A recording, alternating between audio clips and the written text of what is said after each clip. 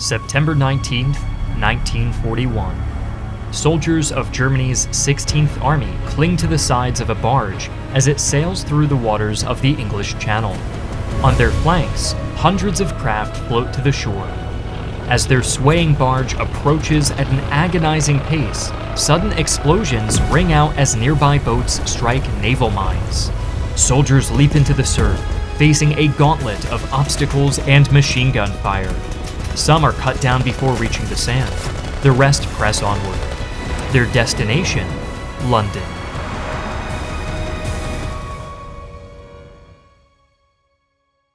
Codenamed Operation Sea Lion, the German invasion of Great Britain aimed to capture the south of England and seize London, knocking the British out of the war early before turning east. Planning for the operation relied on a German victory after Dunkirk and on winning the Battle of Britain. The complexities of a cross-channel invasion forced Adolf Hitler to depend on the Luftwaffe for air superiority.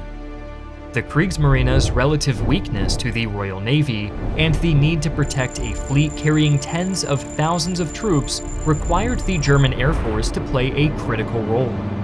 The Luftwaffe would need to transport supplies and deploy the Fallschirmjäger, its elite paratroopers, to break British defenses and ease the landing force's approach to shore. The Kriegsmarine would serve in an auxiliary role, creating an undersea blockade to choke the UK's supply lines. In the lead-up to the invasion, the Navy planned to seal the channel and ferry the ground forces to the beachheads. A critical shortage of landing craft meant German planners pressed into service any ship they could find among defeated foes or allies. Shallow-drafted barges and cargo ships would make up most of the landing craft. By August, they had secured 1,900 barges, 168 merchant ships, 386 tugs and trawlers, and 1,600 motorboats. The plan called for the Wehrmacht to follow the Reich's planes and paratroopers. However, it had little experience with contested amphibious landings. Commanders would have to devise tactics and engineer equipment to surmount the geographic and military challenges soldiers faced landing on the beaches. German engineers would be rigging panzers to wade and crawl through the tide to reach the beaches and protect the infantry, all amidst the hail of enemy gunfire. War planners divided the invasion into 3 echelons: a landing force of 10 infantry divisions, a follow-up wave of artillery and tanks, and a third wave of infantry reserves. In total, they expected 260,000 men would be needed to execute the invasion. Commanders selected beaches along the channel's rocky cliffs and shores, hoping that diversionary movements toward East Anglia might draw British troops and defenses east, away from the true landing zones. Once ashore, German forces were to press northward to London and secure southern England. But a cross-channel invasion favored the British defenders. Sea and weather patterns made German movements predictable. British coastal defenses, including spotters, patrol planes, and ships, remained on high alert.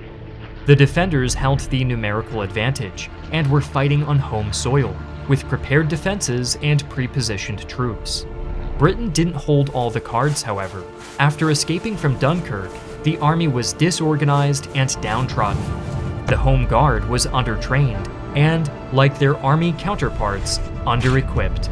British commanders did not know which beaches the German High Command selected for landing.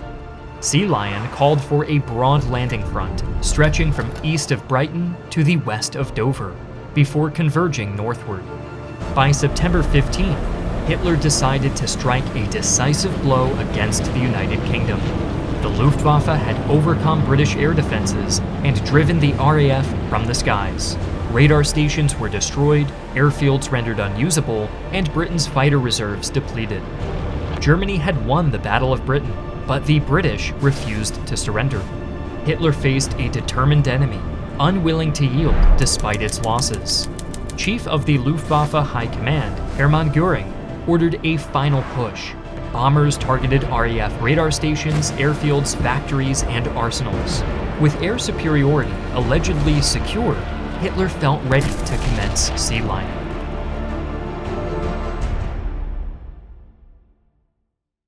In our real timeline, any hope Germany had of successfully invading Great Britain hinged on accurate intelligence, but their plans quickly unraveled. Every spy they sent across the channel was either captured or defected, feeding disinformation back to German command.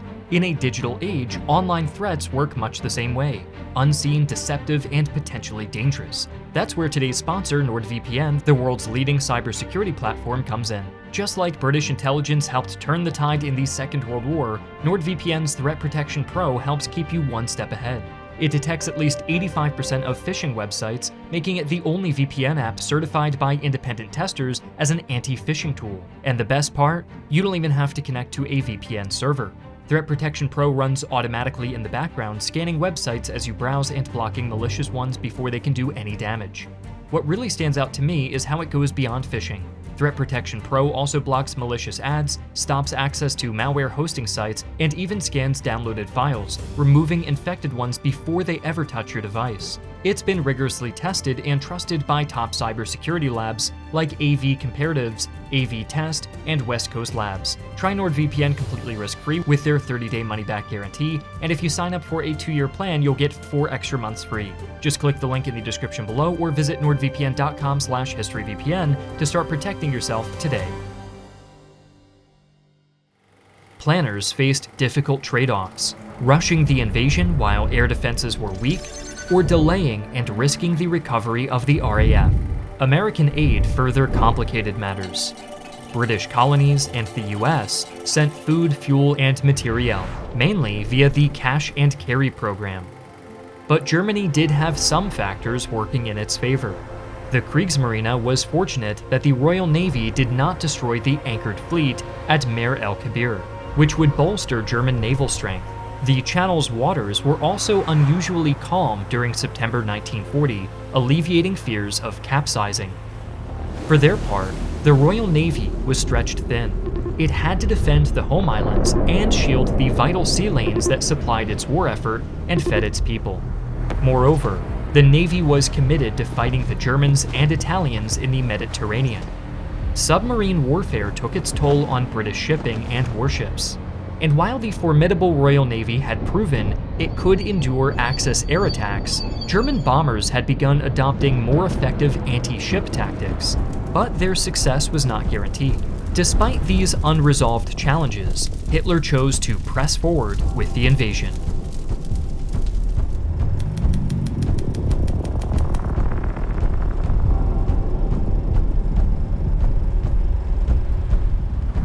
Operation Sea Lion was scheduled to commence in the fall of 1940. On September 19th, the invasion force was poised to strike across the Channel. German soldiers herded onto the flotilla of watercraft and ships. Luftwaffe fighters, bombers, and transport planes roared overhead in the early morning hours, north and east. Anxious soldiers crouched in the cramped barges, watching transport planes loaded with paratroopers streak across the sky. If the airborne troops broke the British lines, little would stand between them and London. As German planes approached, RAF patrol aircraft and the Royal Navy picket ships detected them and quickly alerted British command. Within minutes, anti-aircraft batteries opened fire, lighting up the sky. Then, from their hidden airfields, the last squadrons of RAF fighters, conserved for this moment, tore into the German formations, downing vulnerable transports. British troops and the Home Guard met paratroopers who made it to the ground, many still untangling their parachutes as they came under fire. With the airborne assault collapsing on contact, sabotage and rear area disruption never materialized, and while the skies turned against the invaders, British defenders rushed to their coastal positions, only to find another threat looming. Out on the water, as far as the eye could see, a vast collection of barges, trawlers, and converted merchant ships steamed steadily toward the English shore. The Royal Navy pulled its nearby fleets to defend the homeland and broke through the Axis surface fleet guarding both ends of the channel.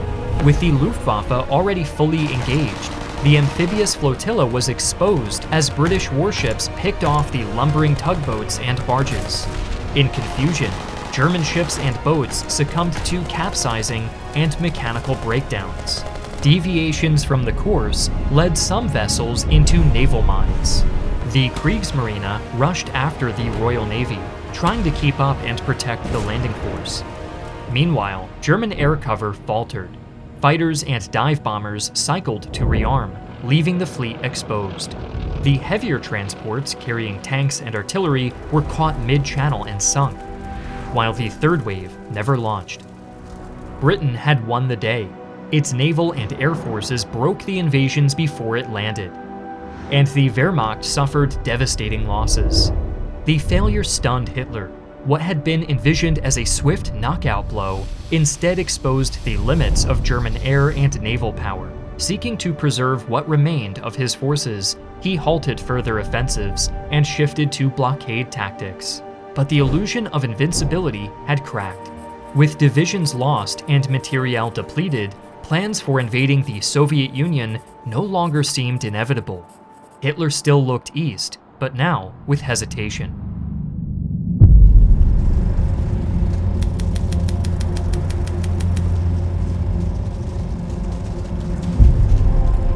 Realizing the risks of a rushed invasion, German planners convinced Hitler that they needed to delay Sea Lion until the spring of 1941. Time worked in favor of both the invaders and defenders.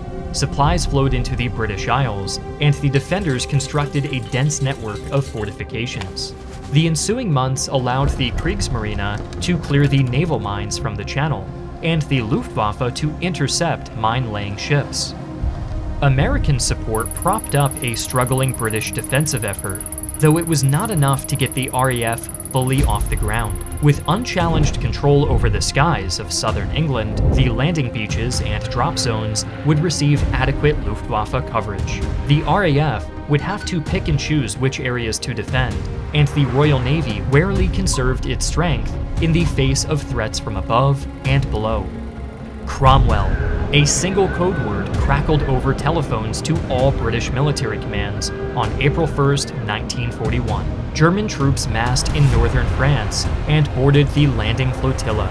With a clear plan of coordinated bombings and parachute drops, German airborne troops under the command of General Kurt Studen achieved many of their objectives, demolishing bridges, cutting telephone wires, and ambushing confused Tommies during the early morning hours. Waves of aircraft swept across British positions along the shore and punched holes in shore-based and ground defenses. The potential threat of air attack made British commanders cautious and slow to respond to the oncoming danger of the German landing armada. As the first wave of German infantry chugged over the horizon, some zones along the front looked secure. Others were less promising. German ships, loaded with seasick soldiers, chugged into the maelstrom. Axis troops who trudged into the surf faced a gauntlet of traps and gunfire. British artillery pillboxes and machine gun nests pushed German forces into disarray before they reached the obstacles. Barbed wire and landmines clogged the sandbars and dunes. Entrenched British soldiers and heavy guns waited.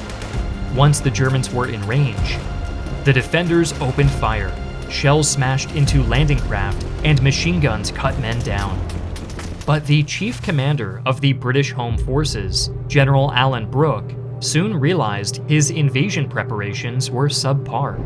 British infantry and armored divisions were too far from the beaches to sufficiently block the oncoming tide of landing soldiers. The 10 German divisions in the first wave saw some success at remote beaches where the defenders had chosen not to contest the landings. But these troops soon encountered a second reserve line of men, tanks, and artillery. The specially designed German panzers were too few to provide consistent fire support for the infantry, and the second wave had not yet landed. The troops that landed unopposed rushed to support their comrades under fire.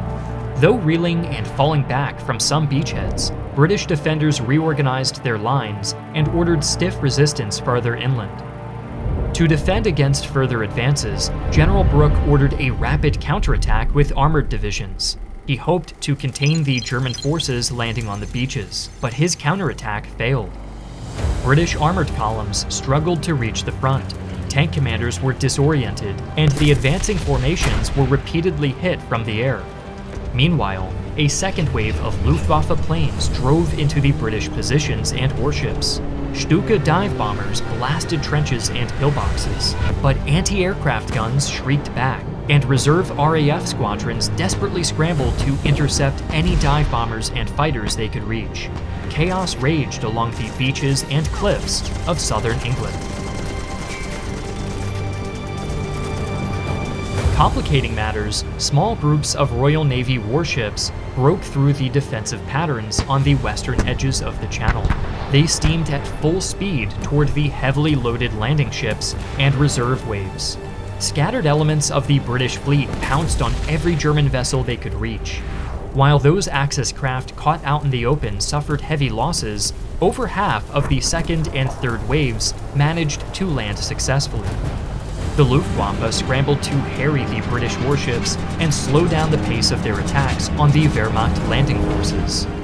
The Royal Navy pulled back as squadron after squadron buzzed over the defending battle groups. The RAF followed suit, retreating to conserve its planes and pilots. Once the waterways were clear, General Franz Halder, in charge of planning and commander of the invasion, ordered the ground divisions to be reinforced by sea and air.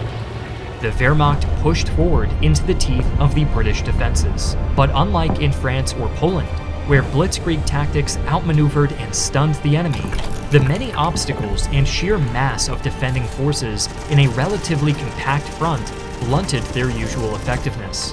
The Germans still made progress northward, but at great cost. Replenishing losses was difficult across the channel. Getting fuel and food to fight on became increasingly complicated as the Royal Navy and RAF targeted supply ships and aircraft over several weeks of fighting. By the winter of 1941, the invasion settled into a stalemate, still kilometers away from London. Though seasoned in combined arms warfare, German forces met unrelenting resistance. For every trench taken or position overrun, another lay behind it. The defenders quickly adapted to the Wehrmacht's tactics, developing a defense-in-depth strategy to exhaust German troops. As the fighting dragged on, neither the British government nor Hitler saw this status quo as sustainable. Parliament called for a vote of no confidence in Winston Churchill, and his replacement, Edward Wood, Lord Halifax, opened negotiations with the Germans. The result was a fragile armistice.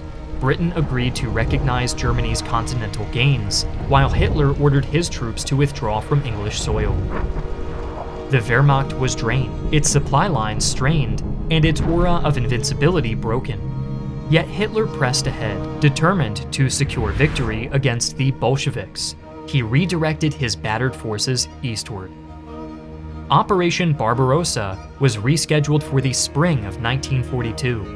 Meanwhile, Britain, though bloodied, began to rearm.